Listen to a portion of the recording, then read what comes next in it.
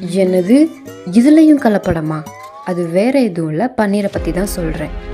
Recent டைம்ஸில் fake பன்னீர் பற்றி வதந்திகள் பரவிட்டுருக்குன்னு பார்த்தா, இது 2022லேயே மும்பையில் 3300 kg ஃபேக் பன்னீரை போலீஸ் கைப்பற்றியிருக்காங்க.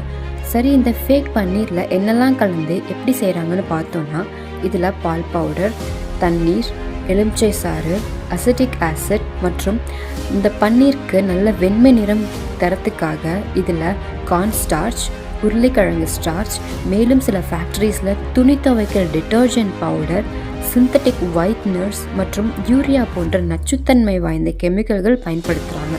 மேலும் இந்த ஃபேக் பன்னீருக்கு நல்ல பளபளப்பு கொடுக்கறதுக்காக இதில் பாம் ஆயிலும் பயன்படுத்துகிறாங்க. ஒரு ஆராய்ச்சியில் இந்த ஃபேக் பன்னீர் சாப்பிட்றதுனால நம்ம உடலுக்கு என்னென்ன பாதிப்புகள் ஏற்படும்னு சொல்லி கண்டுபிடிச்சிருக்காங்க.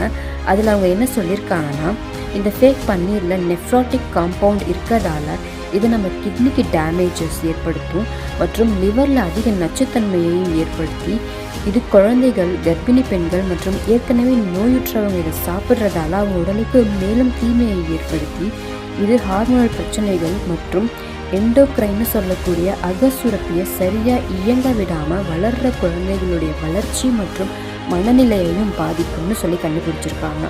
இந்த ஃபேக் பன்னீரை வெகு நாள் அதிகமாக சாப்பிட்டு வரும்போது நம்ம உடலில் புற்றுநோய் ஏற்படக்கூடிய அபாயமும் இருக்குன்னு கண்டுபிடிச்சிருக்காங்க. சரி, எப்படி ஒரு பன்னீரை ஃபேக்காக இல்லை ஒரிஜினலானு கண்டுபிடிக்கலான்னு பார்த்தோன்னா, அதுக்கு FSSAI கூறி இருக்கு.